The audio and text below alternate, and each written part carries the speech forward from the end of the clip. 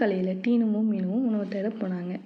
அப்போ கொஞ்ச நேரம் ஓய்வு எடுத்துகிட்டு போகலான்னு டீனு குருவி சொல்லிச்சு. டீனுவும் மீனுவும் ஓய்வு எடுக்கும்போது காக்கா அண்ணா வந்தார். டீனு குருவி அவரை பார்த்து, நீ என்ன இவ்வளோ கருப்பாக இருக்க அப்படின்னு சொன்னான். நான் பல தடவை சொல்லியிருக்கேன், யாரையும் இப்படி பேசக்கூடாது அப்படின்னு. ஆனால் நீ அதை கேட்கவே மாட்டேங்கிற. காக்கா அண்ணாக்கிட்ட மன்னிப்பு கேளுன்னு மீனு குருவி சொல்லிச்சு. அதுக்கு டீனு குருவி, நான் கேட்க மாட்டேன்னு சொல்லிடுச்சு. காக்கா அண்ணா நான் போயிட்டு வரேன் அப்படின்ட்டு போயிட்டாரு. காக்கா அண்ணா போனதும் டீனு குருவி பார்த்து, இப்படியெல்லாம் பேசாதன்னு நான் உனக்கு சொல்லியிருக்கேன்ல, இப்படி யாரையும் கஷ்டப்படுத்தாதன்னு எவ்வளோ டைம் சொல்கிறதுன்னு சொல்லிட்டு இருக்கும்போது டீனு குருவி, நீ இப்படியே ஏதாச்சும் சொல்லிகிட்டே இருக்காத, நான் உணவு தேட போகிறேன், நீ வரதுன்னா வா அப்படின்னு சொல்லி போயிடுச்சு. 2 பேரும் உணவு தேடிகிட்டே இருக்காங்க. ரொம்ப நேரமாக தேடியும் உணவு கிடைக்கவே இல்லை. டீனு குருவி பசியில் ரொம்ப சோர்ந்து போயிட்டான். அப்போ காக்கா அண்ணா வந்தார். டீனுவும் மீனுவும் பார்த்து, காக்கா அண்ணா இன்னும் உணவு கிடைக்கல போல், ரொம்ப சோர்வாக இருக்கீங்க அப்படின்னு சொன்னார்.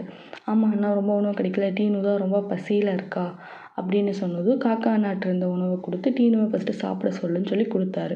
காக்கா அண்ணா மீனுக்கிட்ட டீனுவை ஃபஸ்ட்டு சாப்பிட சொல்லுன்னு உணவை கொடுத்ததும் டீனு காக்கா அண்ணாவையே பார்த்து, என்னை மன்னிச்சுடுங்கண்ணா, நான் உங்களை அவ்வளோ கஷ்டப்படுத்தி பேசியும் நீங்கள் எனக்காக சாப்பாடு தர்றீங்க, நான் ரொம்ப உங்களை தப்பாக பேசிட்டேன், சாரிண்ணா, மன்னிச்சுக்கோங்க அப்படின்னு டீனு குருவி மன்னிப்பு கேட்டான்.